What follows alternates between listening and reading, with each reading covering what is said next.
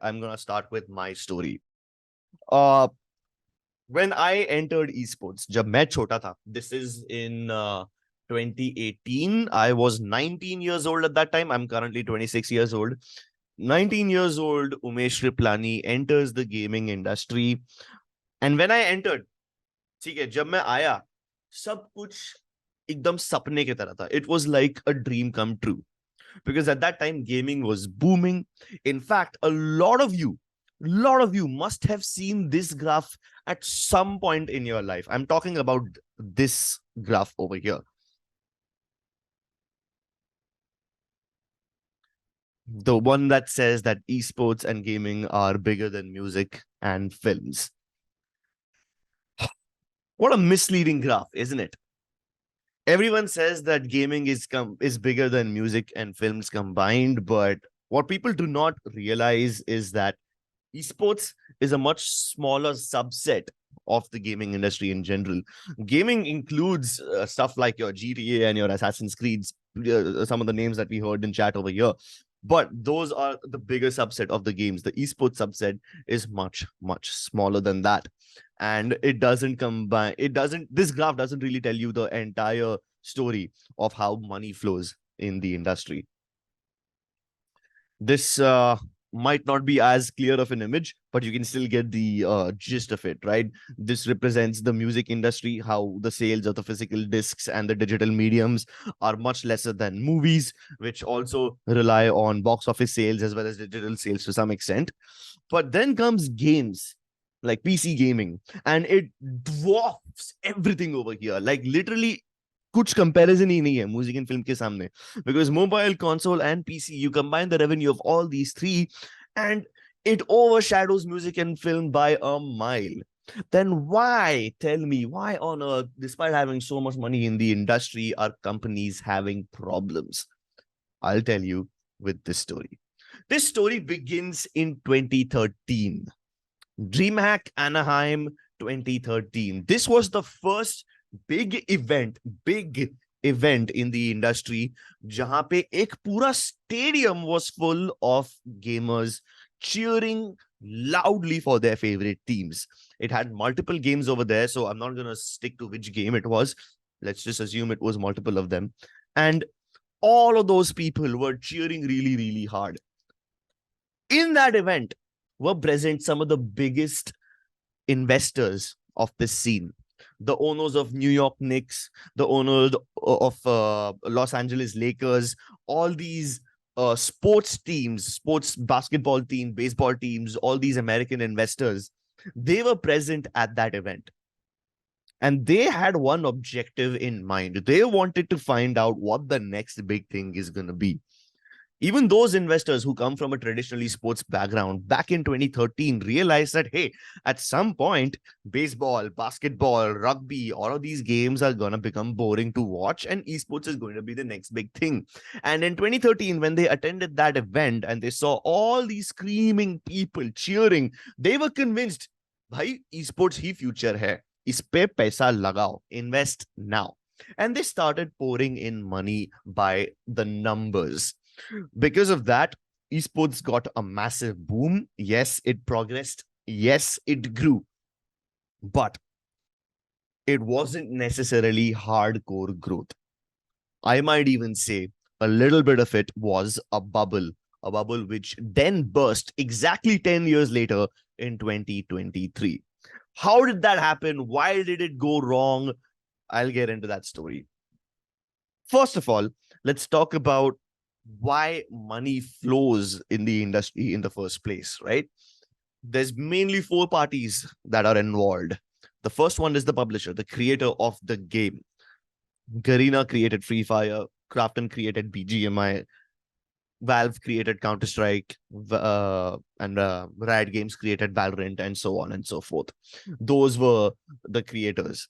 The next set of parties that exist in this industry are the teams that want to participate in all of these sports. Some of the biggest names include Fnatic, Team Liquid, Sentinels, NRG. Hopefully, Global Esports can also be counted in one of them if you guys consider them as a big enough company. The third party that exists over here in this industry are going to be the tournament organizers. Tournament organizers like Nordwin Gaming, Sky Sports, the Esports Club in India. Internationally, if you look at it, there are so many more, like, for example, Nerd Street Gamers, Knights Arena, even DreamHack for that matter, ESL, Blast Pro Premier Series. All of these are tournament organizers that work closely with the publishers to bring the tournament to the masses. And lastly, the fourth and the most important of them all are the players themselves. So money in esports flows along the lines of something like this. The number one and the most influential party in this industry is going to be the publisher themselves. Think of it like a pyramid, right? There's not a lot of publishers, but they hold the most amount of power. Then comes the TO, that is tournament organizer. They hold a little more power than the teams, but a little less power than the publishers. And then comes the team themselves, and lastly, the players. It's a rough life if you're an esports player.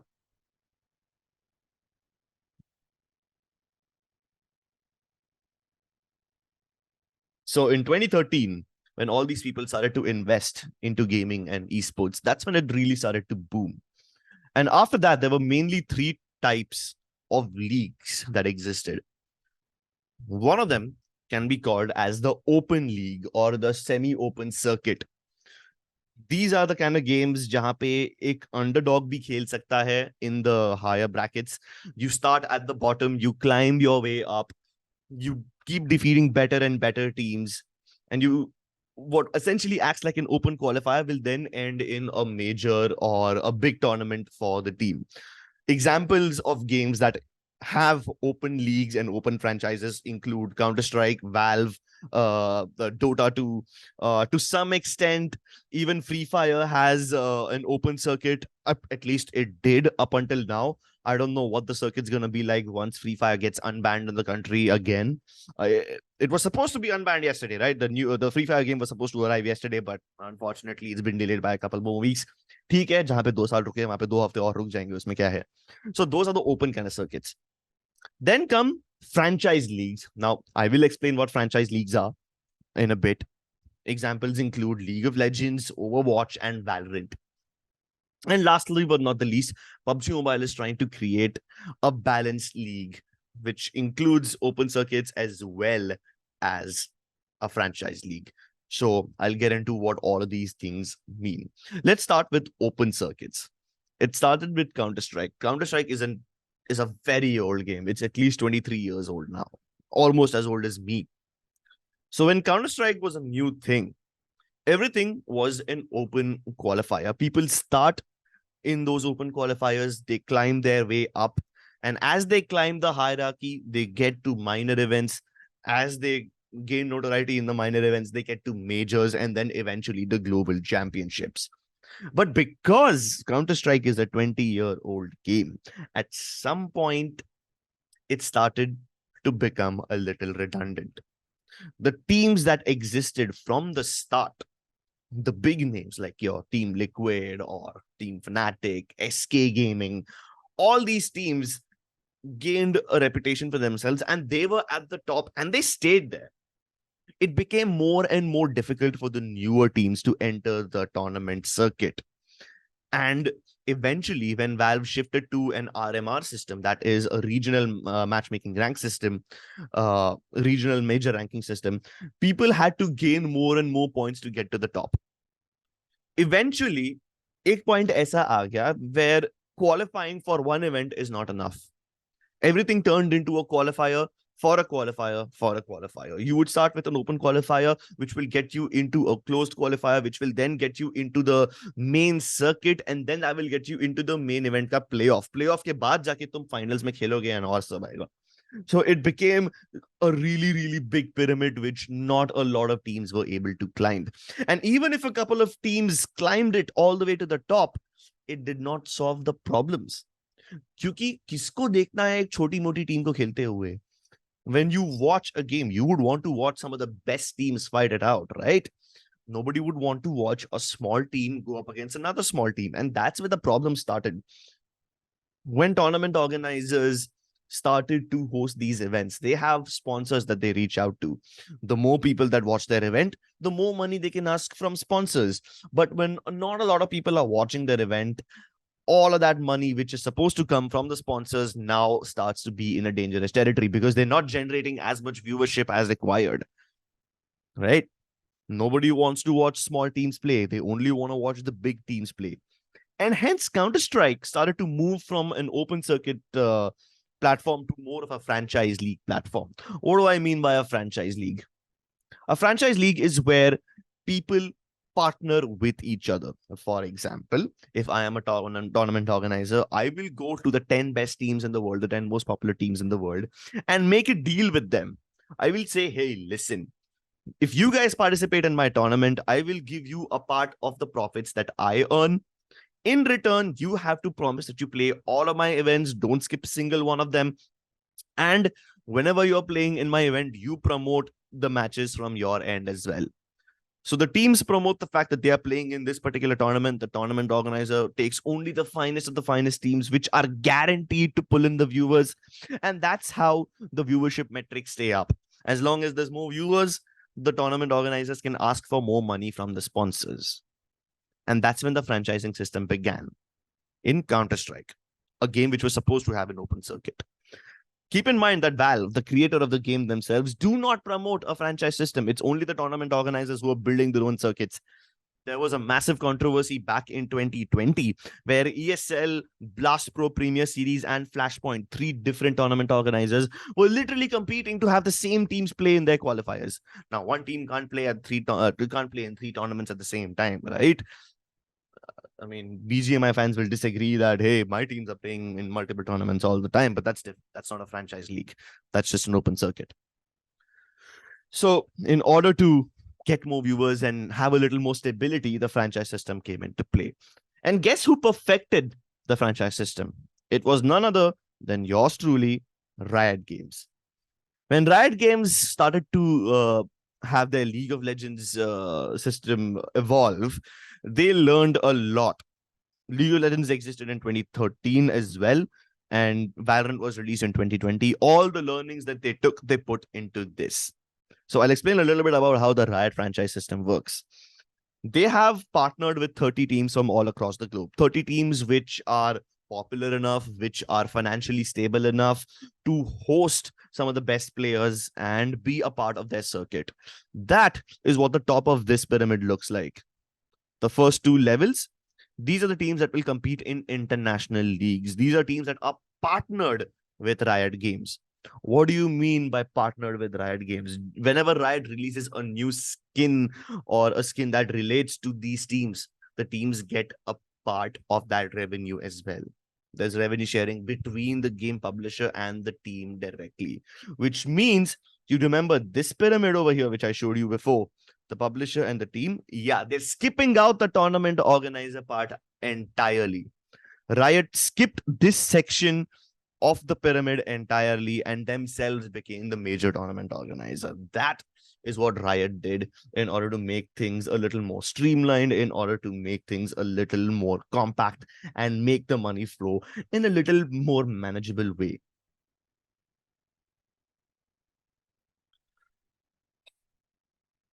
But that's just tier 1. That's just tier 1 esports. They had a tier 2 system where teams would play local domestic leagues. For example, Valorant Challenger South Asia, a tournament that I was casting, took place this year in South Asia. The teams that compete over there will have to spend their own money in order to host a team, pay the salaries of the players, and do their own marketing as well. But if they qualify, they get to be a part of the international league where they would enjoy the benefits of being a part of that league, including revenue sharing, including being a part of everything that Riot does and having that slot on a permanent basis. What are the good parts about the franchising league? The first good part is that you can manage the viewership a lot more easily because you only invite the best teams to play. You automatically guarantee that the viewers will be a lot more consistent. Nobody wants to watch a tier 3 or a tier 4 team play. Nobody wants to watch a bunch of Ascendants and Immortals play. They only want to watch the best of the best. And by creating this franchise league, hopefully all the teams will be tier 1 only. And since they're working with the publisher closely, they will be able to generate more revenue, and they will be able to control exactly what happens to their broadcast. So that way, generating revenue becomes easier both for the team and for the league. In fact, one might even say that those two are the same. When the league generates money, it's shared with the teams. When the teams generate money, they can keep it, but it raises the popularity of the league regardless. So they went for a little hybrid model. Of course, there's downsides to it as well. Teams that are in the franchise league are expected to spend a lot of money. At least in Overwatch and League of Legends, there was a buy-in system, which objectively has now been called as a bad system. There was a system where the team had to pay a certain amount of money, which would range anywhere between $1 million to $10 million to the publisher, so that simply they could be a part of the league. And they were promised that they would get the fame and the recognition they require. But we know what happened to Overwatch League. We know it failed horribly. For those of you who are not familiar with the downfall of Overwatch League, there's plenty of videos out there. A single click might help you answer some of the questions that you have right now. So when the franchise league started to come in, all of these teams, they had expectations that they will be able to grow in a more sustainable way, but that did not happen. So what Riot did was, by learning from the failure of Overwatch League, by learning whatever went wrong in League of Legends, they created a system in Valorant where the teams don't pay the tournament the organizer, or they don't pay the publisher. What they do instead is just like mandatorily, compulsorily spend some money to market themselves, which is a lot more sustainable. This way, the team ends up growing their own fan base. The league ends up getting more popular as well, and both of them grow hand in hand.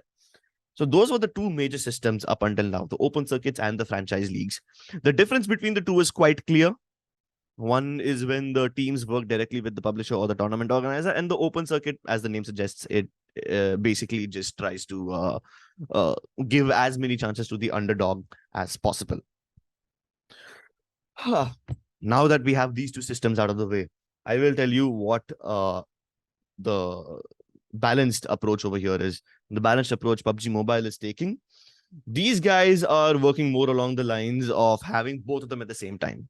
Right now, all the PUBG tournaments that happen across the world follow an open circuit. It starts from PMCO, Club Open. It then goes on to PMPL, Pro League, and then it goes on to PMWL, PUBG Mobile World League. So it starts with open qualifiers, then goes to a regional Pro League, goes to a global World League. And that's the open circuit. Anyone can be a part of this one. If you qualify, congratulations, you will make it to the next stage. Although that exists.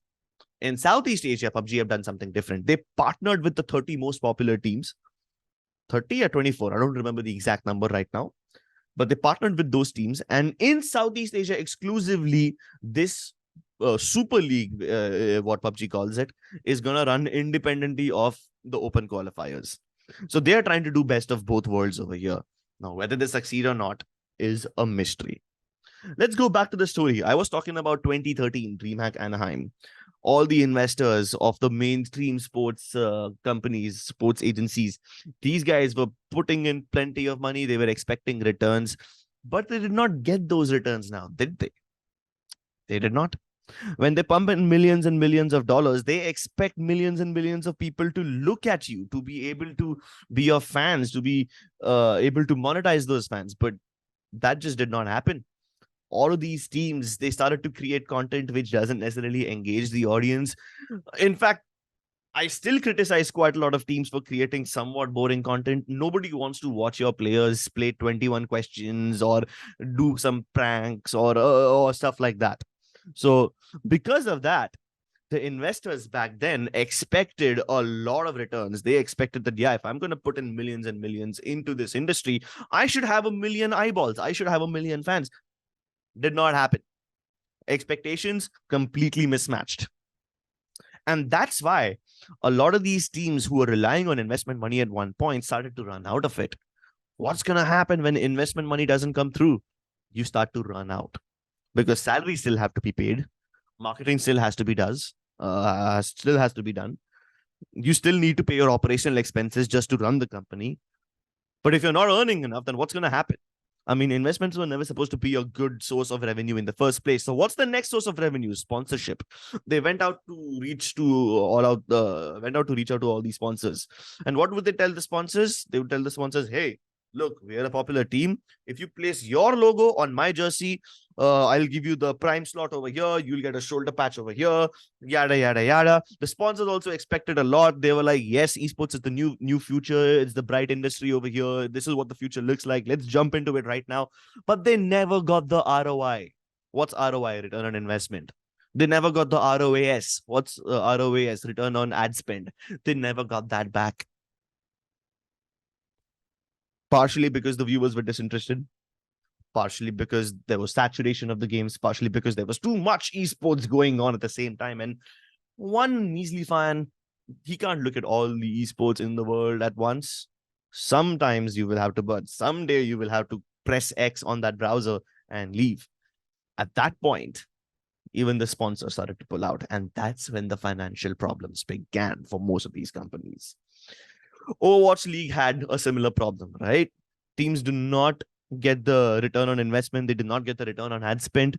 The sponsors get disappointed. They stop putting in the money because they're like, itna sara paisa dal ke fayda kya? We expected a new audience. We expected the next generation of gamers to become our fans. But just because your logo is on some popular team ka t-shirt doesn't mean that the people will buy that particular product, which jiska logo yahan pe lagaya hua hai. So because of that, we entered into something that is called as esports winter. We've already discussed how Riot tried to just improve the tier 2 scene. We've already discussed the franchise scene. We've already discussed how PUBG Mobile tried to do both of them. And you've already seen this pyramid and the power hierarchy that exists in the industry right now. But what happens when you rely on views too much? What happens when that's the only metric that's measured for success? If you can't keep the views up, you start to tank and you start to lose money. What happens when you start to lose money? You have to cut expenditure. And how do you cut expenditure? Unfortunately, some people will lose their jobs.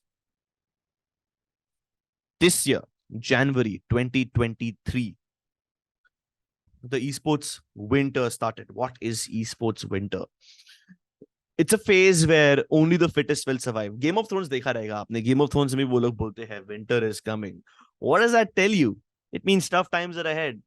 You need to buckle up. You need to batten down the hatches and prepare for the tough times ahead and become a lot more economically viable.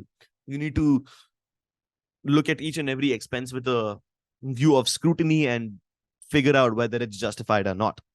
And because all of these companies started to lose their jobs, look at all these headlines. The Guard lays off some of their employees. Gearbox, one of the biggest game developers out there, they are the ones that created Half-Life and contributed to the growth of Counter-Strike, by the way. They had to lay off all of these companies. FaZe Clan, my goodness, what a dumpster fire that was. FaZe Clan, one of the biggest names in the world. They tried to go public. They tried to list their company on NASDAQ. And within weeks, their share prices dropped to less than $1. All the money just wiped out within a matter of weeks. In fact, these news clippings are from a website called dexerto.com and .esports.com. Guess what? Those news companies too had to lay off some of their employees. So what's happening? Why are we losing money in esports that way? Why are we not able to solve this one problem? One of the biggest problems that exists in the esports industry right now is it doesn't have the same licensing rules that exist in traditional sports. For example, every sport that you see appears on TV, appears on Star Sports, on ESPN, on BBC News, Doordarshan. Cricket televised hota hai. In fact, if I look over to my TV right now, Star Sports pe abhi India ka match chal raha tha kal, right? So all these broadcasting platforms like Star Sports, ESPN, they pay millions and millions of dollars to the BCCI or any sport authority to let them broadcast the matches, to give them the broadcasting rights. That does not exist for esports yet. Nobody has really cracked that formula. Now, you might say, hey, listen, Nordwind Gaming did it. BGMI was on TV. That's good. BGMI appeared on Star Sports. And that is one of the only success stories that we've had in the recent past. One of the only success stories. In order to get more success stories like that, one of the biggest problems that the esports industry in general will have to crack will be the more views wala part. How do you engage the audience? How do you keep them interested? And once you get those views, who do you sell it to? Do you sell it to someone like a Hotstar? Do you sell it to someone like a Loco or a Router? Or do you go down to the big boys, to Star Esports and ESPN? That is the question that everyone needs to answer right now. Obviously, you need to be a little more thrifty as well. You need to spend better. And that's the only way that companies will get through the esports winter. So where are we in the story right now? It all started, like I said, in 2013, DreamHack Anaheim. All of these big names were looking to enter. Somewhere in 2016 and 2017, when esports really, really peaked for the entire world, everyone was betting that this is going to be the future. Unfortunately, that peak stayed at the peak. We didn't really grow past it. And when I say growth, I don't mean the amount of money that exists in the industry. That is still plenty. We still have plenty of money floating around in the industry, but for all the wrong reasons. The views started to stagnate. And because of that, the popularity started to diminish. And while the popularity started to diminish, the money was still growing. So at that point, the trends diverge, right? Like one line is going downwards, one line is going upwards. At that point, the amount of money that gets invested into the industry doesn't result in a direct growth. It results in a bubble. And that bubble burst in 2023. I know that this doesn't sound like good news. I know that this sounds like a little bleak. You were here expecting, hey, esports is going to be the bright next thing. But like I said, it's not all sunshine and roses. Fortunately, we have some solutions. Companies are trying to diversify their revenue streams. They're trying to diversify their revenue models. You might have seen what 100 Thieves did a couple of weeks ago. They launched their own energy drink brand. Does it make 100% sense? Not all the time, not necessarily. But does it mean they get an extra source of revenue? Yes, they do. Selling merchandise, not the most reliable source of income, but it is a fresh source of income anyway. Teams need that. We need to diversify our revenue streams. And this is a problem that even the brightest minds in the industry are trying to solve right now. Not just me, but even the people that I look up to. Some of the biggest names in the industry are all looking to diversify their revenue streams. And luckily, some of them are indeed succeeding.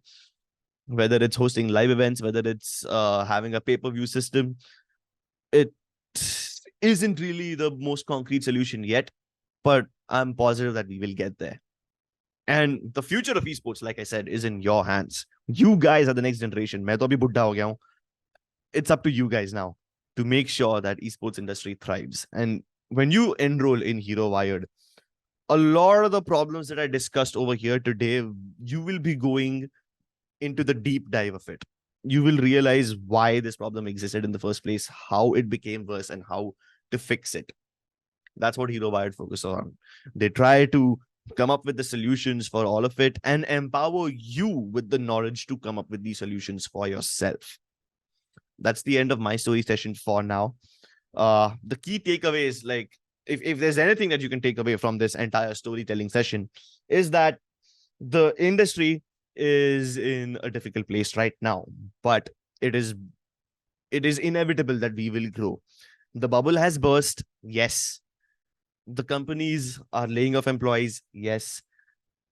Some people are losing money. That is also okay. But at the end of this, when we do survive, the people that end up making it across this esports winter phase will be much more stronger than ever. Their business models will be more robust and more versatile. Their revenue streams will be diversified and a lot more consistent.